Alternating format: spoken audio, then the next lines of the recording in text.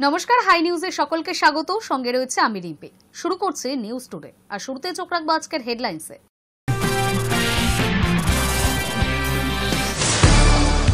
দ্বিতীয় পর্বে বাংলাসহ 12টি রাজ্য এবং কেন্দ্রশাসিত অঞ্চলে ভোটার তালিকার নিবিড় সংশোধনী বা এসআইআর শুরু হচ্ছে। বাংলায় মঙ্গলবার থেকে শুরু এসআইআর। সোমবার সকালে এক নির্দেশে বদলি করে দেওয়া হলো একসাথে 10 জন জেলা শাসককে। এছাড়াও বদলির তালিকায় রয়েছে অতিরিক্ত জেলা শাসক ও মহকুমা শাসক। রাজ্যে এসআইআর শুরুর ঠিক আগে এই বদলি খুবই তাৎপর্যপূর্ণ রাজনৈতিক মহলে। 100 দিনের কাজ নিয়ে হওয়া মামলায় কেন্দ্র সরকারকে বড় ধাক্কা দেশের সর্বোচ্চ আদালতে। সোমবার সুপ্রিম কোর্ট জানিয়ে দিল, রাজ্যে ফের শুরু করতে হবে 100 দিনের কাজ এবং সেই প্রকল্পের বকেয়া অর্থ মঞ্জুর করতে হবে কেন্দ্রকে। পার্ক স্ট্রিটের হোটেলের ঘরে খুনের পেছনে আন্তঃরাজ্য কোনো অ্যান্টিক চক্র থাকতে পারে, এমন সম্ভাবনা উড়িয়ে দিচ্ছে না পুলিশ। দুই খুনির সন্ধানে ওড়িশায় কলকাতা পুলিশের টিম। মাত্র 16 দিনের মধ্যে তৈরি 468 মিটারের মিরিক ও শিলিগুড়ি সংযোগকারী দুধিয়ার বিকল্প সেতু। সোমবার থেকে চালু যান চলাচল। সোশ্যাল মিডিয়া পোস্টে সরকারি কর্মীদের প্রশংসা করলেন মুখ্যমন্ত্রী মমতা বন্দ্যোপাধ্যায়। স্কুলে শিক্ষাকর্মী নিয়োগের বিজ্ঞপ্তি প্রকাশ করল স্কুল সার্ভিস কমিশন। মোট 8,477টি শূন্য পদে শিক্ষাকর্মী নিয়োগ করা হবে। এর মধ্যে গ্রুপ সি পদে 2,989টি এবং 5,448টি গ্রুপ ডি শূন্য পদে কর্মী নেওয়া হবে। এবার প্রশ্নের মুখে দিল্লি। ধর্ষণের চেষ্টার পর অ্যাসিড হামলার শিকার দিল্লি বিশ্ববিদ্যালয়ের ছাত্রী। গুরুতর আহত অবস্থায় ছাত্রীকে হাসপাতালে ভর্তি করা হয়। এই ঘটনায় রাজধানীর নারী নিরাপত্তা নিয়ে উঠছে প্রশ্ন।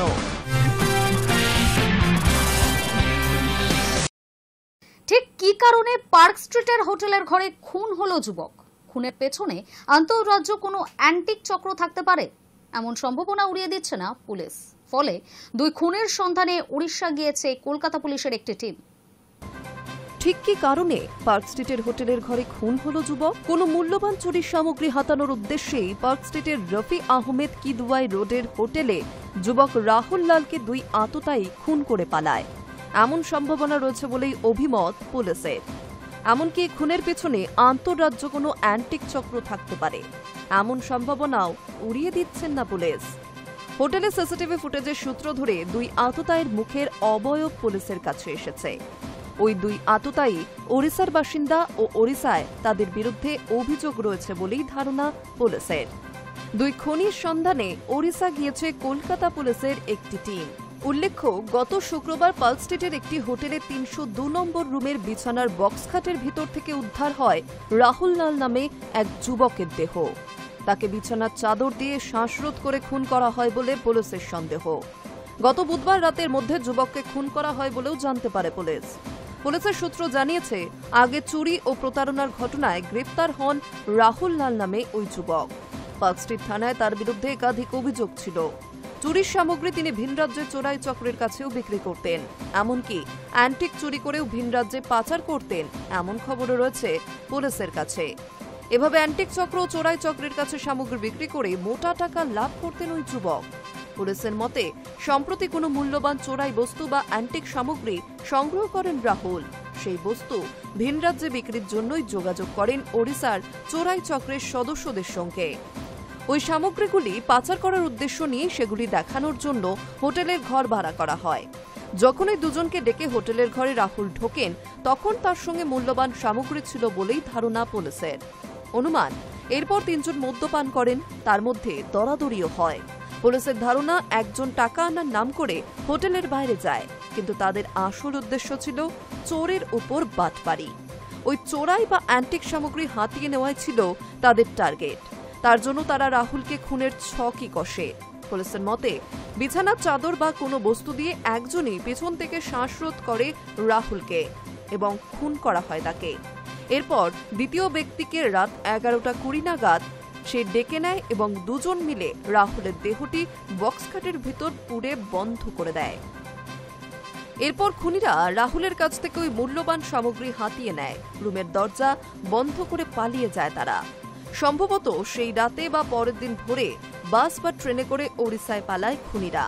ওই মূল্যবান বস্তুটি কি তা জানারও চেষ্টা হচ্ছে পুলিশের তরফে। High News Network. কাজের অভিজ্ঞতা থাকলে শিক্ষাকর্মীর নিয়োগ পরীক্ষাতেও বাড়তি সুবিধা মিলবে। অভিজ্ঞতা নিরিখে নম্বর বরাদ্দ করেছে এসএসসি। পাশাপাশি শিক্ষাগত যোগ্যতা সহ একাধিক বিষয়ের ক্ষেত্রেও এসএসসি নতুন করে নম্বর বিভাজন করেছে। কাজের অভিজ্ঞতা থাকলে শিক্ষাকর্মী নিয়োগ পরীক্ষায় বাড়তি সুবিধা মিলবে। অভিজ্ঞতার নিরিখে 5 নম্বর বরাদ্দ করেছে এসএসসি। পাশাপাশি শিক্ষাগত যোগ্যতা সহ একাধিক বিষয়ের ক্ষেত্রেও এসএসসি নতুন করে নম্বর বিভাজন করেছে। স্কুল সার্ভিস কমিশন সূত্রে খবর, গ্রুপ সি শিক্ষাকর্মী পদে নিয়োগের জন্য 60 নম্বরের লিখিত পরীক্ষা নেওয়া হবে ওয়েমারের মাধ্যমে। শিক্ষাগত যোগ্যতা স্কোর হিসেবে বরাদ্দ 10 নম্বর। মৌখিক ইন্টারভিউয়ে 10 নম্বর এবং কম্পিউটার টাইপিং ও বাড়তি কম্পিউটার জ্ঞানের জন্য থাকছে মোট 15 নম্বর। সম্প্রতি রাজ্যের সরকার পোষিত ও সাহায্যপ্রাপ্ত স্কুলে শিক্ষাকর্মী নিয়োগের বিজ্ঞপ্তি প্রকাশ করেছে স্কুল সার্ভিস কমিশন। মোট 8,477টি শূন্য পদে শিক্ষাকর্মী নিয়োগ করা হবে। এর মধ্যে গ্রুপ সি পদে 2,989টি এবং 5,448টি গ্রুপ ডি শূন্য পদে কর্মী নেওয়া হবে। আগামী 3রা নভেম্বর থেকে 3রা ডিসেম্বর পর্যন্ত আবেদন করা যাবে। পরীক্ষা 2026 সালের ফেব্রুয়ারিতে। নিয়োগ পরীক্ষার আবেদন যেহেতু অনলাইনে করতে হবে, তাই পরীক্ষার ফিও জমা দিতে হবে অনলাইনে। গ্রুপ সি পদে জেনারেল, ওবিসি পদ প্রার্থীদের আবেদন ফি 400 টাকা। তফসিলি প্রার্থীদের আবেদন ফি 150 টাকা ধার্য করেছে এসএসসি।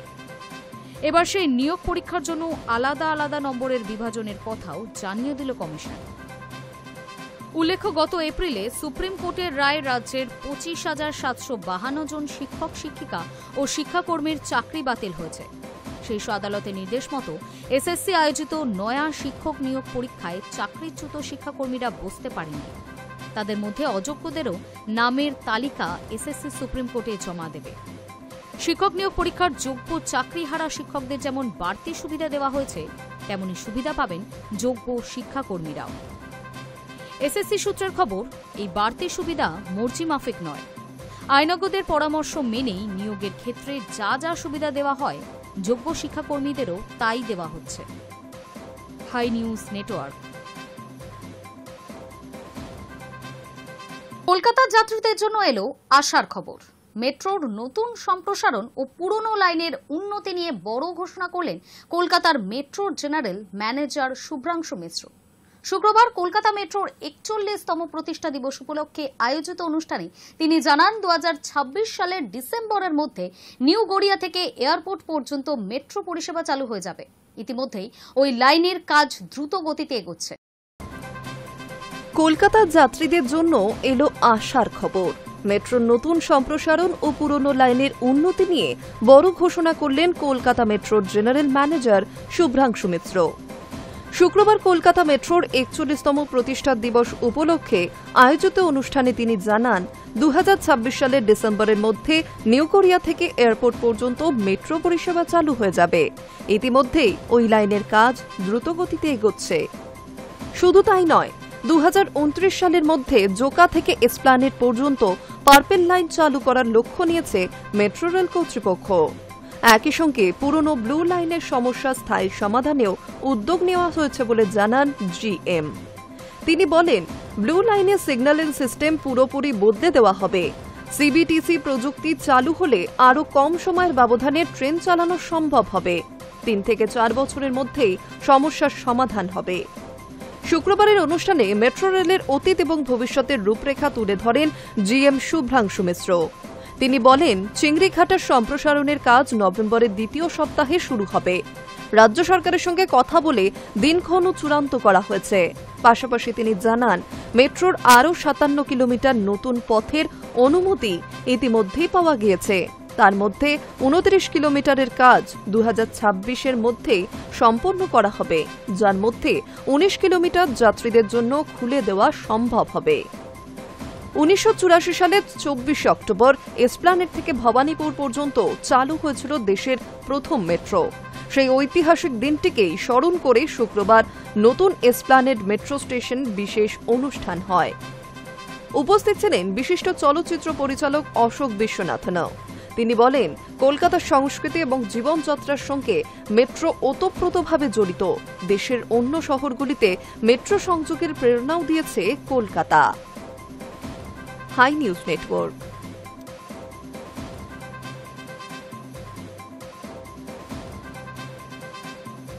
গত কয়েক বছর আগে সবথেকে বড় দুর্গা প্রতিমা তৈরি করে গোটা বাংলাকে চমক দেয় কলকাতার দেশপ্রিয় পার্ক। রাজ্যের বিভিন্ন প্রান্ত থেকে সুবিশাল মাতৃ প্রতিমার রূপ দেখতে ভিড় জমিয়েছিলেন সকলে। এবার সবথেকে বড় জগদ্ধাত্রী প্রতিমা তৈরি করে চমক দিতে চলেছে চন্দননগরের অন্যতম ক্লাব কানাইলাল পল্লী। গত কয়েক বছর আগে সবথেকে বড় দুর্গা প্রতিমা তৈরি করে গোটা বাংলাকে চমক দেয় কলকাতার দেশপ্রিয় পার্ক। রাজ্যের বিভিন্ন প্রান্ত থেকে সুবিশাল মাতৃ প্রতিমার রূপ দেখতে ভিড় জমিয়েছিলেন দর্শনার্থীরা। এবার সবথেকে বড় জগদ্ধাত্রী প্রতিমা তৈরি করে চমক দিতে চলেছে চন্দননগরের অন্যতম ক্লাব কানাইলাল পল্লী। পুজোর 4 দিন চন্দননগরের দর্শনার্থীদের ভিড়ে তেল ধারণের জায়গা থাকে না। কানাইলাল পল্লীর পুজো এবার 52 বছরে পদার্পণ করেছে। থিমের ভিড়ে অন্যরকম একটু চমক দিতে চাইলেন পুজো উদ্যোক্তারা। সে কথা মাথায় রেখেই এবার সবথেকে বড় জগদ্ধাত্রী প্রতিমা তৈরি করেছে এই ক্লাব। সাধারণত চন্দননগরের জগদ্ধাত্রী প্রতিমার উচ্চতা হয়ে থাকে 26 ফুটের মধ্যে, কিন্তু সেই সীমা এবার ছাড়িয়ে গিয়েছে কানাইলাল পল্লী। জানা যায় তাদের প্রতিমার উচ্চতা 75 ফুট। একেবারে ফাইবার দিয়ে এই প্রতিমা তৈরি করা হয়েছে। মণ্ডপে উত্তর 24 পরগনার দত্তপুকুর এলাকার ফাইবার কাস্টিং শিল্পকে তুলে ধরা হয়েছে। সুবিশাল প্রতিমা তৈরি করেছেন দত্তপুকুরের ফাইবার শিল্পীরাই। পুজো উদ্যোক্তাদের দাবি এটি বিশ্বের সবথেকে বড় প্রতিমা। পুজো কমিটির সম্পাদক বিশ্বজিৎ পোদ্দার জানিয়েছেন, কলকাতায় দেশপ্রিয় পার্ক বিশ্বের সবচেয়ে বড় দুর্গা তৈরি করেছিল। আমরা জগদ্ধাত্রী পুজোয় সেই চমকই এনেছি। চন্দননগরের খড় মাটি দিয়ে যে প্রতিমা তৈরি হয় তার ওজন অনেক বেশি। সবচেয়ে বড় প্রতিমা তৈরিতে তাই আমরা ফাইবার ব্যবহার করেছি। প্রতিমার উচ্চতা আনুমানিক 75 ফুট। মণ্ডপের বাইরে থেকেও দর্শন করা যাবে। বিশ্বজিৎ বাবুর কথায়, এত বড় জগদ্ধাত্রী আগে কেউ কখনো তৈরি করেনি। তবে প্রশাসনের তরফে মণ্ডপের উচ্চতা কমাতে বলা হয়েছিল। তা মেনে এবং প্রশাসনের সমস্ত নিয়মকে মেনে এই প্রতিমা তৈরি করা হয়েছে বলেই জানিয়েছেন বিশ্বজিৎ পোদ্দার। কিন্তু কিভাবে তৈরি হলো সবথেকে বড় জগদ্ধাত্রী? পুজো উদ্যোক্তাদের কথায়, প্রথমে মাটির মূর্তি তৈরি করা হয়। এরপর রেজিন এবং ফাইবার ব্যবহার করে বিশাল মূর্তির একাধিক টুকরো তৈরি করা হয়। সেই সমস্ত ফাইবার টুকরোগুলিকে এক এক করে লোহার ফ্রেমে আটকে মা জগদ্ধাত্রীর প্রতিমা, সিংহ, হাতি ও চালচিত্র তৈরি করা হয়েছে। শুধু তাই নয়, চালচিত্রের মধ্যে রয়েছে ব্রহ্মা, বিষ্ণু এবং মহেশ্বরের ফাইবার মূর্তিও। বিশ্বজিৎ পোদ্দারের কথায়, চন্দননগরের এবার এটি বিশেষ চমক হতে চলেছে। ফলে পুজোর দিনগুলিতে লক্ষাধিক দর্শনার্থীর ভিড়ও চোখে পড়বে। High News network.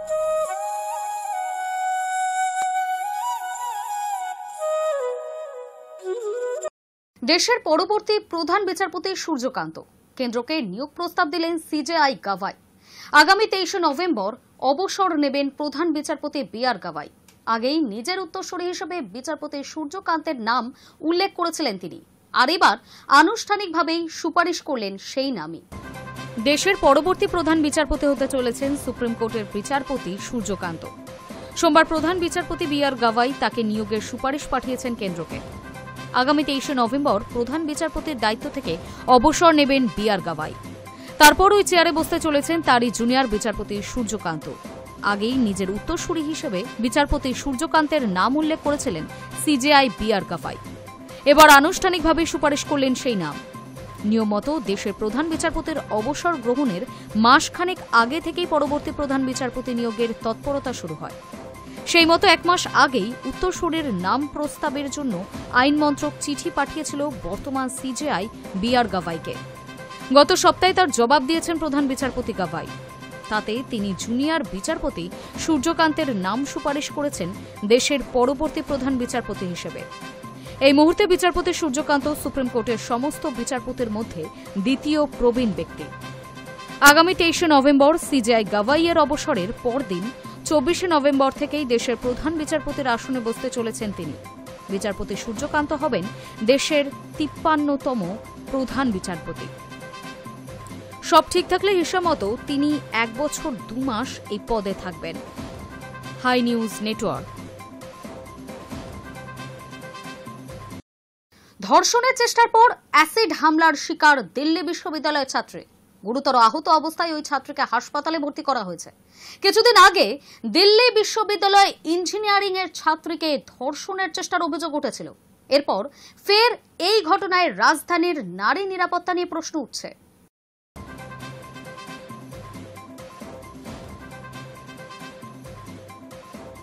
কলেজ যাওয়ার পথে অ্যাসিড হামলার শিকার দিল্লি বিশ্ববিদ্যালয়ের ছাত্রীর। রবিবার সকালে চাঞ্চল্যকর এই ঘটনা ঘটেছে কলেজ ক্যাম্পাস থেকে অল্প কিছু দূরে। জানা গিয়েছে 20 বছর বয়সী ওই নির্যাতিতার উত্তর পশ্চিম দিল্লির লক্ষ্মীবাই কলেজের ছাত্রী। গুরুতর আহত অবস্থায় ওই ছাত্রীকে হাসপাতালে ভর্তি করা হয়েছে। কিছুদিন আগে দিল্লি বিশ্ববিদ্যালয়ের ইঞ্জিনিয়ারিং ছাত্রীকে ধর্ষণের চেষ্টার অভিযোগ উঠেছিল। এরপর ফের এই ঘটনায় রাজধানীর নারী নিরাপত্তা নিয়ে উঠছে প্রশ্ন। নির্যাতিতার বয়ান অনুযায়ী রবিবার অতিরিক্ত ক্লাসের জন্য কলেজ যাচ্ছিলেন দ্বিতীয় বর্ষের ওই ছাত্রী। সেই সময় বাইকে করে তার সামনে আসে 3 যুবক। কিছু বুঝে ওঠার আগেই তাকে লক্ষ্য করে অ্যাসিড ছোড়া হয়। তিনি হাত দিয়ে মুখ ঢাকার চেষ্টা করলে ছাত্রীর 2 হাত গুরুতর জখম হয়। যুবতীর অভিযোগের ভিত্তিতে গোটা ঘটনার তদন্ত শুরু করেছে পুলিশ। ইতিমধ্যেই চিহ্নিত করা হয়েছে অভিযুক্তদের। জানা গিয়েছে অভিযুক্ত ওই 3 যুবক হলেন মুকুন্দপুরের বাসিন্দা জিতেন্দ্র ও তার বন্ধু ঈশান ও আরমান। নির্যাতিতার বয়ান অনুযায়ী মাসখানেক আগে এই জিতেন্দ্র তাকে অনুসরণ করছিল, যার জন্য রাস্তায় তাদের মধ্যে বচসাও হয়। অনুমান করা হচ্ছে যার জেরেই এই হামলা। পুলিশের তরফে জানানো হয়েছে অপরাধীদের চিহ্নিত করা হয়েছে এবং খুব শীঘ্রই গ্রেফতার করা হবে তাদের। উল্লেখ্য, দিল্লিতে এই ধরনের ঘটনা প্রথমবার নয়। গত সপ্তাহে দিল্লি বিশ্ববিদ্যালয়ের বিটেকের প্রথম বর্ষের ছাত্রীকে ধর্ষণের চেষ্টার অভিযোগ ওঠে। নির্যাতিতার দাবি অনুযায়ী 4 জন মিলে তাকে বিশ্ববিদ্যালয়ের একটি নির্মীয়মান ভবনে টেনে নিয়ে যায়। তার পোশাক টেনে হিচড়ে ছিঁড়ে ফেলে। তারপর 4 জন মিলে ধর্ষণের চেষ্টা করে তাকে। পুলিশ জানিয়েছে এই ঘটনায় থানায় সাহায্য চেয়ে ফোন আসে। সেই ফোন পেয়ে ঘটনাস্থলে পৌঁছায় পুলিশের একটি দল। নির্যাতিতার বয়ানের ভিত্তিতে ধর্ষণের চেষ্টার অভিযোগ দায়ের হয়। High News Network.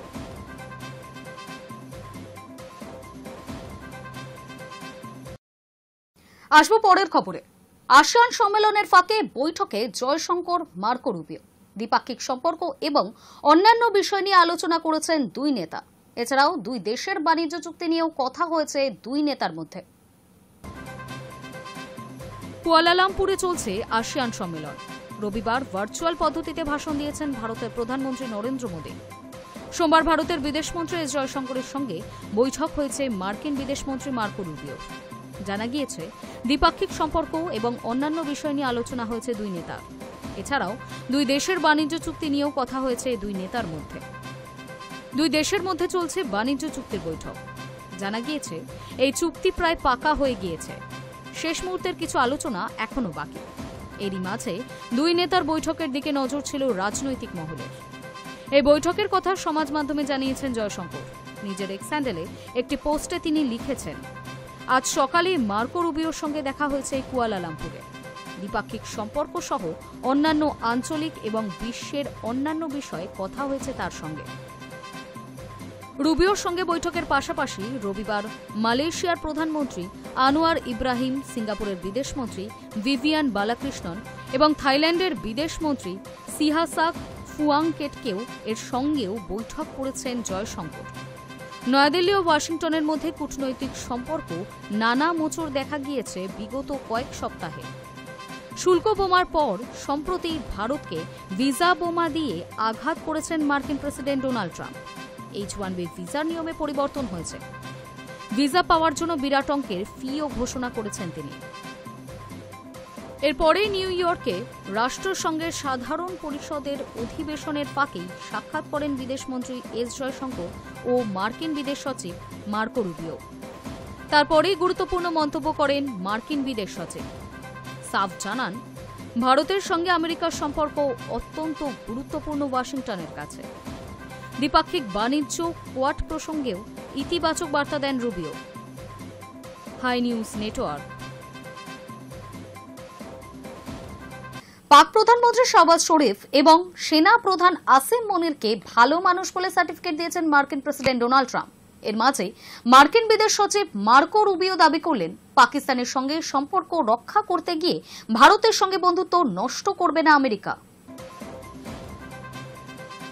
পাক প্রধানমন্ত্রী শাহবাজ শরীফ এবং সেনা প্রধান আসিম মুনিরকে ভালো মানুষ বলে সার্টিফিকেট দিয়েছেন মার্কিন প্রেসিডেন্ট ডোনাল্ড ট্রাম্প। যদিও মার্কিন বিদেশ সচিব মার্কো রুবিও দাবি করলেন, পাকিস্তানের সঙ্গে সম্পর্ক রাখতে গিয়ে ভারতের সঙ্গে বন্ধুত্ব নষ্ট করবে না আমেরিকা। ভারত ও পাকিস্তানের সঙ্গে আমেরিকার কূটনৈতিক সম্পর্কের বিষয়ে রুবিওর বক্তব্য, ভারত এমন অনেক দেশের সঙ্গে কূটনৈতিক সম্পর্ক রাখে যাদের সাথে আমেরিকার কোনো সম্পর্ক নেই। উল্লেখ্য, সোমবার আসিয়ান সামিটে ভারতের বিদেশ মন্ত্রী এস জয়শঙ্করের সঙ্গে বৈঠকে বসেন মার্কিন বিদেশ সচিব মার্কো রুবিও। তার আগে সাংবাদিক বৈঠকে ভারত আমেরিকার গভীর সম্পর্কের কথা বললেন তিনি। এরপরে মার্কিন বিদেশ সচিব দাবি করেন, পাকিস্তানের সঙ্গে আমরা যদি কিছু করি তার জন্য ভারতের সঙ্গে আমাদের বন্ধুত্ব খোয়াতে হবে না বলে মনে করছি। রুবিও পরিণত এবং বাস্তবসম্মত বিদেশ নীতির কথা বললেও কুয়ালালামপুর থেকে ট্রাম্প বলছেন, এখন একটাই যুদ্ধ বাকি আছে। যদিও আমি শুনেছি পাকিস্তান এবং আফগানিস্তানের আলোচনা শুরু করেছে। আমি অত্যন্ত দ্রুত এই যুদ্ধ থামিয়ে দেব। আসিম মুনির এবং শাহবাজ শরীফের প্রশংসা করেন ট্রাম্প। আমি দুই দেশকেই চিনি। তাছাড়া পাকিস্তানের প্রধানমন্ত্রী এবং ফিল্ড মার্শাল খুবই ভালো মানুষ। আমি নিশ্চিত এই যুদ্ধ আমরা দ্রুত থামাতে পারব। সেপ্টেম্বর মাসে হোয়াইট হাউসে ট্রাম্পের সঙ্গে দেখা করেন শাহবাজ এবং মুনির। সেখানে পাকিস্তানের প্রধানমন্ত্রী শাহবাজ শরীফের ভূয়সী প্রশংসা করেন ডোনাল্ড ট্রাম্প। দুই পক্ষের বৈঠকের আগে ট্রাম্প সাফ জানান, শাহবাজ দারুণ নেতা। গাজায় শান্তি সম্মেলনে গিয়ে ট্রাম্পের প্রশংসায় পঞ্চমুখ হন পাক প্রধানমন্ত্রী শাহবাজ শরীফ। রীতিমতো উচ্ছ্বাসিত হন শাহবাজ শরীফ, যা অবাক করে দিয়েছিল খোদ ট্রাম্পকেও। High News Network. আসবো আবহাওয়ার খবরের দিকে। ধেয়ে আসছে মন্থা, চিন্তায় কৃষক থেকে মৎস্যজীবী সকলে। মৌসুম ভবন জানিয়েছে, অতি গভীর নিম্নচাপ শক্তি বাড়িয়ে ইতিমধ্যেই ঘূর্ণিঝড়ে পরিণত হয়েছে। চূড়ান্ত সতর্কতা দুই রাজ্যে। অন্ধ্রের 9 জেলায় বন্ধ স্কুল। ওড়িশার উপকূল থেকে মানুষজনকে সরানো হচ্ছে। মৌসুম ভবনের পূর্বাভাস অনুযায়ী বিশাখাপত্তনম থেকে 650 কিলোমিটার দূরে অবস্থান করছে ঘূর্ণিঝড় মন্থা। আগামী 24 ঘন্টা থেকে 36 ঘন্টার মধ্যে এই ঘূর্ণিঝড় উপকূলের কাছাকাছি চলে আসবে। শক্তিও বাড়বে ঘূর্ণিঝড়ের। ধেয়ে আসছে মন্থা, চিন্তায় কৃষক থেকে মৎস্যজীবী সকলেই। কোথাও এই ঘূর্ণিঝড়ের ল্যান্ডফল হবে তা নিয়ে সাধারণ মানুষের মনে উদ্বেগ শঙ্কার মেঘ জমেছে। মৌসুম ভবন জানিয়েছে, বঙ্গোপসাগরে রক্তচক্ষু দেখাচ্ছে ঘূর্ণিঝড়ের মন্থা। অতি গভীর নিম্নচাপের শক্তি বাড়িয়ে ইতিমধ্যে ঘূর্ণিঝড়ে পরিণত হয়েছে। এই ঘূর্ণিঝড়ের ল্যান্ডফল হবে মঙ্গলবার। অন্ধ্রপ্রদেশের কাকিনাড়াতে ল্যান্ডফল হবে। আবহাওয়া দপ্তরের এই পূর্বাভাসের কথা মাথায় রেখেই সতর্ক জারি করেছে অন্ধ্রপ্রদেশ এবং অন্ধ্র লাগোয়া উড়িষ্যা। যে কোনো পরিস্থিতির মোকাবিলায় যাবতীয় প্রস্তুতি নিয়ে রাখছে তামিলনাড়ুও। ইতিমধ্যেই অন্ধ্রপ্রদেশের 9 জেলায় লাল সতর্কতা জারি করা হয়েছে। এই 9 জেলাগুলি হল কাকিনাড়া, কোনাসিবা, পশ্চিম গোদামিরি, এলুরু, কৃষ্ণা, গুন্টুর, বাপাতলা, প্রকাশম এবং এসপিএসআর নেলোর। এই 9 জেলার স্কুলগুলি সোমবার থেকে 2 দিনের জন্য বন্ধ রাখা হচ্ছে। ঘূর্ণিঝড়ের সর্বাধিক অভিঘাত অন্ধ্রের ওপর পড়লেও ভারী থেকে অতি ভারী বৃষ্টির সতর্কতা রয়েছে উড়িষ্যার বিস্তীর্ণ অংশে। সে কথা মাথায় রেখেই রাজ্যে 30টি জেলাকে সতর্ক করেছে উড়িষ্যার প্রশাসন। ইতিমধ্যেই উড়িষ্যার উপকূলবর্তী এলাকা থেকে স্থানীয়দের নিরাপদ জায়গা সরিয়ে নিয়ে যাওয়ার কথা শুরু হয়েছে। 8 জেলায় নামানো হয়েছে 128টি বিপর্যয় মোকাবিলাকারী দল। এই প্রসঙ্গে উড়িষ্যার বিপর্যয় মোকাবিলা দপ্তরের মন্ত্রী জানান, যে কোনো ধরনের পরিস্থিতি মোকাবিলায় তারা পুরোপুরি প্রশস্ত রয়েছে। স্থানীয় প্রশাসন প্রস্তুতি খতিয়ে দেখছে বলে জানিয়েছেন তিনি। মৌসুম ভবনের পূর্বাভাস অনুযায়ী বিশাখাপত্তনম থেকে 650 কিলোমিটার দূরে অবস্থান করছে ঘূর্ণিঝড় মন্থা। আগামী 24 থেকে 36 ঘন্টার মধ্যে এই ঘূর্ণিঝড় উপকূলের কাছাকাছি চলে আসবে। শক্তিও বাড়বে ঘূর্ণিঝড়ের। মঙ্গলবার বিকেল বা রাতে অন্ধ্রপ্রদেশ কাকিনাড়া উপকূল দিয়ে তীব্র ঘূর্ণিঝড় রূপে স্থলভাগে প্রবেশ করবে। ল্যান্ডফলের সময় ঘন্টায় 110 কিলোমিটার বেগে ঝোড়ো হাওয়া বইতে পারে। এই ঘূর্ণিঝড় উড়িষ্যা, ছত্তিশগড়ের দিকে এগিয়ে যাবে। এর প্রভাব পশ্চিমবঙ্গেও পড়বে, তবে সরাসরি নয়। High News Network. News today এখনকার মতো এই পর্যন্তই। নজর রাখুন হাই নিউজে। নির্ভীক, নিরপেক্ষ।